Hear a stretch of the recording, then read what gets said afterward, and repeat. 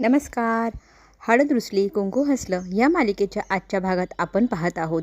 इथे पूजा खरं तर कौतुकाने भक्तीला सांगत असते की मी कृष्णाचा किती भारी अपमान केला आहे. अख्ख्या गावापुढं तिला मी माझ्या चपलाशी तळाजवळ बसवलं आहे आणि ही गोष्ट करताना मला किती स्वर्ग सुख मिळत होतं. तुला काय सांगू, तिचा अपमान करून तिच्या अंगावरच्या एक एक दागिनं ओरबडताना स्वतःवर घालताना पण इतका मनाला आनंद सुख मिळत होतं. आजपर्यंत मला इतकी चीड होती ना, ती सगळी चीड काढल्यासारखं वाटत आहे मला. असं स्वतःचं कौतुक. आणि कृष्णाविषयी बोलताना भक्ती जेव्हा हे सगळं ऐकते तर भक्तीला फार वाईट वाटतं की कसं झालं आहे आपल्या कृष्णाचं. एवढा सगळा अपमान तिने एकटीने कसं सहन केला, आणि केला तर केलं आहे का, सहन केला का, हाही प्रश्न. तिच्याशी बोलायला हवं, तिची चांगली समजूत काढायला हवी असंही तिला वाटू लागतं. तितक्यात ना इथे सावित्री म्हणते की भक्ती तू जा आत, बाकी दुसरं काहीतरी काम कर. भक्ती आत गेल्यानंतर लेकीचं जावायचं कोडकौतुक करू लागते आणि ह्या प्रत्येक दागिन्याचं इतकं निरखून पारखून निरीक्षण करत असते. हा दागिना किती छान, तो दागिना किती छान, हा किती रुपयाचा असेल, तो किती रुपयाचा असेल, ह्या सगळ्या गोष्टी ती तिथे लेक जावायला विचारत गप्पा मारत बसते सावित्री. आता आपल्याला हे पाहायला मिळेल की आढळराव आज दिवसभरात जे घडलं त्या विषयावरती स्वतःशीच मंथन करू लागतात आणि आपल्या सुनेचा म्हणजे कृष्णाचा जो अपमान झाला आहे तोही त्यांना फारच मनाला लागला आहे, पण कोणाजवळ व्यक्तही करता आलेलं नाही त्यांना त्यांचं मन. आणि कृष्णाने हे सगळं काही सहन केलं आणि जसं म्हटलं तसं वागत राहिली. फक्त आणि फक्त आढळराव म्हणजे सासरे यांच्या प्रेमापोटी तिला हे घर टिकून ठेवायचे, तुटलेली नाती जोडायची, त्याच्यासाठी ती ही पूजाची सगळी मनमानी सहन करते. आपला मुलगा इतकी वर्ष आपल्या विना राहिला. आढळराव ह्या गोष्टीचं पण वाईट वाटून घेतात की मुलासाठी पण आपल्याला शांत राहावं लागलं. ह्या गोष्टीची खंत पण त्यांना आहे. एक एक दागिना ज्या वेळेला ओरबडला जात होता आपल्या कृष्णाच्या अंगावरचा, तो आपण निमूटपणे पाहत राहिलो. ती सरपंच असून, या घराची सून असून तिचा जो अपमान झाला, थोरल्या सुनेने जो अपमान केला, स्वतःच्या पायाजवळ या सरपंच बाईला तळाजवळ बसवलं आणि लायकी दाखवली थोडक्यात, ही गोष्ट पण त्यांना आवडली नाही. पूजाची सगळी मनमानी फक्त आणि फक्त समरसाठी सहन करत राहिले आढळराव. त्या मुलाच्या प्रेमाखातर हे सगळं काही होतं आहे, ही गोष्टही त्यांना जाणीव आहे ह्या गोष्टीची. आता मात्र दुष्यंत वडिलांजवळ येऊन हे सगळं जे घडलं आहे ते बरोबर झालं आहे का असा प्रश्न उभा करतो आणि तो म्हणू लागतो, मला मान्य आहे की तुम्ही एकाला न्याय देताय तर दुसऱ्याकडे अन्याय होतो हे तुम्हाला लक्षात येत नाही आहे का. आढळराव एक शब्दही बोलत नाही. आता इथे हे बाप बेटांमधलं बोलणं आता ऐकू लागलेली असते बाळजाबाई. आणि दुष्यंत सांगतो की आता तिने ठरवलेलं आहे, तिचं मन दुखवलं गेल्यामुळे तिने सरपंच पदाचा राजीनामा द्यायचं ठरवले. आता तरी बाबा तुम्ही सांगा, हे योग्य आहे का. तिचा इतका गावापुढे अपमान झाला आणि ती ह्या घराची सून असती म्हणून अपमान झाला असता तर तिला काही वाटलं नसतं, पण ती ह्या गावाची सरपंच आहे आणि ह्या सरपंच पदाचा इतका मोठा अपमान एवढ्या गावासमोर झाला आहे, हे तरी तुम्हाला पटतंय का. हे आहे का आढळरावांच्या घरचे संस्कार. एकाला वर धरायचं आणि एकाला खाली धरायचं, एकाचा असा अपमान करायचा. बाळजाबाईला फार वाईट वाटतं की ती स्वतःच्या पदाचा राजीनामा देते, तिने असं नको करायला असं ती मध्ये बोलते. तर इथे मी माझ्या वडिलांशी बोलतोय दुष्यंत म्हणतो आणि बाळजाबाईला गप्प राहायला सांगतो. आता इथे सवालवर सवाल, प्रश्नांवर प्रश्न, इथे खूप सारे प्रश्न मनात जितकं काहूर आहे दुष्यंतच्या ते सगळं काही वडिलांसमोर तो व्यक्त करतो आणि सांगतो की तुम्ही फार चुकीचं वागलात, तुम्ही सगळा अपमान सहन केला, मी विरोध केला तर मलाही तुम्ही साथ दिली नाही, वरतून गप्प राहिलात, ह्या सगळ्या गोष्टी खूप खटकल्यात. आता इथे बाळजाबाई नवऱ्याचं मन जाणून मुलाला सांगू लागते. एक बाप म्हणून ते हतबल झाले, त्यांची पण मनाची स्थिती समजून घे ना. तर आढळराव यांच्याविषयी बोलताना बाळजाबाई मन भरून त्यांचं कौतुक पण करते आणि जे काही केलं ते मुलाच्या प्रेमाखातर केलं त्यामुळे माफच कर दुष्यंत असं तिचं मत असतं. तर इथे बाळजाबाईला दुष्यंत सांगतो की मी माझ्या वडिलांशी बोलते, तुम्ही मध्ये मध्ये बोलू नका. तर इथे त्यांना बोलू द्या म्हटल्यानंतर आढळराव स्वतः बोलू लागतात की हे बघ, जे झालं ते वाईट झालं, बरोबर नाही झालं, ह्या सगळ्या गोष्टी मला माहिती, पण मला तरी काय वाटतं, माझं पण मन जाणून घ्या ना. आढळराव मग इथे स्वतःबद्दल बोलताना सांगतात की इतके वर्ष समीरवरती अन्याय झाला, त्या अन्यायामुळे तो इतका चिडचिडा झाला आहे, त्याला आता सावरण्यासाठी हे जे काही प्रयत्न आपली कृष्णा करते ते करू दे. तर इथे दुष्यंत म्हणतो, अरे वा, आत्तापर्यंत तुमच्या ज्या चुका झाल्या, ज्या गोष्टी घडल्या आजपर्यंत, त्या माझ्या बायकोने स्वतःचं बळी देऊन भरून काढायच्या का. ह्या प्रश्नावरती पण आढळराव म्हणतात, हो, तिनेच भरपाई करायला हवी. का, तिने ठेका घेतला आहे का तुम्ही केलेल्या चुकांची भरपाई करायचा. असा इथे सवाल आता आपल्या दुष्यंतने काढलाय. आता मात्र आढळराव पुन्हा एकदा शांत होऊन गेले. मात्र आपला दुष्यंत म्हणू लागतो की हे जे काय आपल्या घरात चालले, माझ्या बायको जो अन्याय होतोय तो मला खरंच सहन होत नाही. तरी ह्या गोष्टीवरती बाळजाबाई पण म्हणू लागते की मलाही मान्य आहे तुम्ही मुलाच्या प्रेमाखातर गप्प राहिलात, पण एवढं पण नका की एखाद्याचा मनाचा काय गोडवास संपून जायचा. तरी इथे पुन्हा एकदा दुष्यंत सांगतो की तुम्ही ना मध्ये मध्ये आमच्यामध्ये बोलूच नका, आम्ही बोलतोय बेटा, आमचं आम्ही पाहू. तो तिथून निघून जातो. पण आढळरावांना आता इथे जाब विचारते बाळजाबाई. इकडे मात्र कृष्णा घराची आवराआवर करत असते. पाहुणे आपली आपली गेलेली असतात आणि इथे भक्तीचा तेवढ्यातच फोन येतो. तर भक्तीने का फोन केला, बोल भावा, असं म्हणत आपली कृष्णा तिच्याशी बोलू लागते. तर इथे तुझ्या घरात जे काही झालं ते माझ्या कानावर पडलंय, भक्तीचा पहिला शब्द. तर ती म्हणते म्हणजे काय. तर भक्ती म्हणू लागते म्हणजे काय तू मला विचारू नकोस, स्वतःच्या मनाला विचार, जे झालं ते बरं झालं का. तू तर ह्या गावची सरपंच आहे, सरपंच पदाचा थोडी तरी मान ठेव. आणि ती पूजा तुला लहानपणापासूनच दाबत आली, तू तिच्या प्रत्येक शब्दाच्या ओझ्याखाली दबून जाते. पण स्वतःचं अस्तित्व विसरू नको. तुला नवरा आहे, तुला हे गाव सांभाळायचं आहे, तू सरपंच आहे या गावाची, तुझा मानपान काही आहे का नाही. तू ना हुशार हो, तू जरा हुशारीने वाग, असं ज्या वेळेला बहीण तिच्या बहिणीला सांगते. पण मात्र कृष्णा तिचं मनाचं मोठेपणाच सांगत राहते. भक्ती मात्र म्हणते हे जे काही तू करते ते मला अजिबात पटत नाही. अगं स्वाभिमान नावाची गोष्ट असते, एवढं पण सहन नको करायला, तू का सहन करते हे सगळं. तर इथे भक्तीच्या प्रश्नाला उत्तर न द्यायचं ठरवत, इथे जे चाललं आहे ते माझं घर सावरण्यासाठी करते मी, आणि मला हे घर सावरायचं असेल तर हे असंच चालू राहील, असं म्हणून इथे कृष्णा फोन ठेवते. भक्तीला मात्र फार राग येतो. बिचारी हा कृष्णाचा सगळेजण वापर करून घेतात हे तिला जाणवतं, पण ती स्वतःला समजून का घेत नाही. स्वतःचा स्वाभिमान अभिमान कुठे गेलाय. आपली बाळजाबाई पण तेच बोलते की जे काय झालं ते ना दरवेळेचं ठीक आहे, पण आज जे झालं ते फारच चुकीचं झालं. आणि अन्याय एखाद्यावर होतोय तर तो मी काही सहन नाही करू शकत. माझ्या ज्यांनी काही पाहावी ना आपल्या कृष्णावरती इतका अन्याय झाला आहे. आढळराव म्हणतात मला तुम्ही ना ज्ञानाच्या गोष्टी शिकवू नका. तर ती म्हणते ज्ञानाच्या गोष्टी नाही शिकवत, एक कहाणी आहे तुम्हाला सांगते मी. एक आई होती, एक मुलगा होता. मुलगा नेहमी चोरी करायचा, पण पोलिसांच्या ताब्यात कधी गेलाच नाही. ह्या गोष्टीचं आई कौतुक करत राहिली. पण मुलाचा कान धरून तिने हे नाही सांगितलं की बाळा तू चोरी करू नको, तू असे गुन्हे करू नको, तू चांगल्या मार्गावर चाल. उलट ती त्याचं सपोर्ट करत राहिली, त्याला पुढे पुढे काढत राहिली. आणि तो दरवेळेला चोरी करून यायचं, ती दरवेळेला कौतुक करायची. पण ज्यावेळेला तो जेलमध्ये गेला, त्याला एकदम न्यायालयात एकदम कठीण शिक्षा सुनावण्यात आली. त्यावेळेला त्याची शेवटची इच्छा काय हे विचारल्यानंतर त्याने माझ्या आईच्या कानात मला काहीतरी सांगायचं आहे असं सांगितलं. आणि कानामध्ये मग त्या आईच्या जाऊन म्हणाला की माझा कान आधीच का नाही पिळला, असं म्हणत तिच्या कानाला जोरात चावा घेतला. तशीच गंमत आता समरची झाली, तुम्ही पण त्याचा वेळीच कान पिळायला हवा, असं म्हणून इथून बाळजाबाई निघून जाते. कृष्णाबद्दल ज्या वेळेला बाळजाबाई मनापासून म्हणते की तिने तुझी खूप मदत केली आहे, तू खचला होता त्यावेळेला तुला तिने सावरलं होतं, तर आज तिची वेळ आहे, ती खचली आहे, तर तू तुझ्या बायकोला सावर.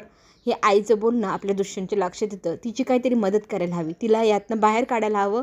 तिची उभारी मानाची करण्यासाठी आपल्याला काहीतरी युक्ती वापरायला हवी. तर त्याला एक आयडिया आली. त्याने लगेचच बबल्याला फोन केला आणि त्याला सांगितले की मला तुझी मदत हवी. बबल्या म्हणतो बरं दाजी, तुम्ही जी काही मदत मागाल ती करायला मी तयार आहे. तर आता घडलेली हकीकत इथे बबण्याला सांगू लागतो दुष्यंत की इथे इतका अपमान झाला कृष्णाचा, आणि आता कृष्णाने निर्णय घेतला आहे का तिला सरपंच पदाचा राजीनामा द्यायचा आहे. तर ही गोष्ट ऐकल्यावर बबण्या म्हणतो मग आता काय. तर पुढे त्याने प्लॅन सांगायला सुरुवात केली. तर माझ्या प्लॅनमध्ये साथ देशील का, असं म्हटलं. बबण्या म्हणतो हो नक्कीच देईल दाजी. तर त्या दोघांनी मिळून एक युक्ती काढली आणि लगेच तयारी झाली की मला फोन कर, मी कृष्णाला घेऊन येईल, असं सांगितल्यानंतर बबण्या लगेचच कामाला लागतो आणि मग नंतर फोन करून बोलावून घेतो. आता इकडे घरात जे काही प्रकरण घडले त्याचा ना दलपतला आणि मैनावतीला फारच आनंद झाला आहे. आणि कळत न कळतपणे इतके दिवस ज्या कृष्णावरती राग काढायचं होतं ना, तो पूजाच्या हातून का होईना निघाला गेला आहे. अख्ख्या गावापुढे तिचा अपमान झाला आहे, दुष्यंतचा अपमान झाला आहे, त्यांच्या घरातली भांडणं वाढत चालली. एक ना एक दिवस याचं एक गाव दोन तुकडे होतील आणि ते वेगळे होईल, त्याचा फायदा आपल्याला करता येईल, असं इथे बोलणं चालू होतं. तर इथे जयवंत स्वतःच्या मनाची खंत व्यक्त करू लागतो की ती जर माझी बायको आत्ता जर असती तर तिने तुम्हाला हा सगळा मान तुम्हाला मिळवून दिला असता, ती तुमच्यासाठी लढली असती, तुम्हाला काय काय प्रॉपर्टीत मिळवून दिलं असतं. पाहिलं ना किती हुशार आहे ती पूजी. भास अशी सून आणायची जर म्हटलं दलपतला तर अंगाला काटाच आला. आणि मूर्ख, तुला जन्माला घालून आम्ही इतकी मोठी चूक केली आहे असं दलपत म्हणू लागतो. त्या अवलक्षणी सुनेचं कौतुक करून राहिलं तू. अशी अवलक्षणे नको आपल्याला. आपल्याला घरंदाज हवी, जी घर सावरेल तुला सावरेल. ह्या असल्या अवलक्षणे पायी तर घराची वाटवर लागल, राख रांगोळी होईल, तिथं 1 मिनिटात दुकान उठविल का आपलंवालं, असं म्हणत इथे मैनावती आणि दलपत चिडतात आपल्या जयवंतवरती. आता पुढे इथे कौतुक करू लागतात की आपण पहिले आयडिया केली आणि आपल्या वाटेतनं आपण अनुसयाला बाहेर काढलं, हो की नाही. आता दुसरी आयडिया आपल्याला वापरायची, जेणेकरून ह्या घराचे तुकडे तुकडे होतील आणि त्याचा फायदा आपल्याला होईल. तर दुसरा तुकडा कुणाचा पाडायचा, दलपतने मैनावतीला विचारले. तर इथे मैनावती नाव कुणाचं घेणार विचार करू लागते की कुणाचं पहिले बळी द्यायला हवं या सगळ्या प्रकरणात.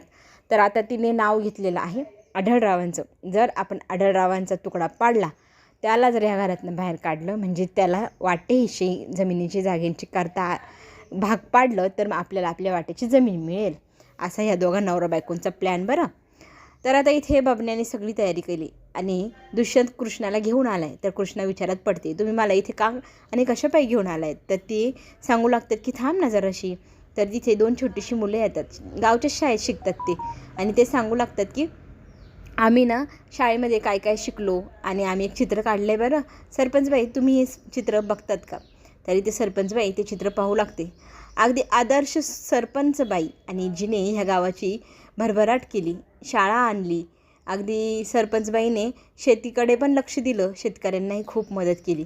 सरपंच असावी तर तुझ्यासारखी आमची लाडकी सरपंचबाई, असं म्हणत इथे कौतुक आपली कृष्णाचं सगळेजण करत असतात. त्या चित्रातलं तो अर्थ आहे तो पाहिल्यानंतर सरपंच म्हणून आपण गावासाठी ही गोष्ट करू शकलो, ह्या गोष्टीत तिला स्वतःचा अभिमान वाटतो. अजून आपल्याला खूप काहीतरी करायला हवं ह्या गोष्टीची पण जाणीव होते. त्यातच एक मावशी येते, म्हणते की तू गावामध्ये ना बस चालू केली, हे खरंच खूप छान काम केलं, कारण माझ्या मुलीचं शिक्षण थांबलं होतं. बस आल्यामुळे ते आता बसमध्ये बसून कॉलेजला जाते. आणि बघता बघता जर आपल्याच गावात कॉलेज आलं तर आणखी जास्त मुली शिकतील. हवं.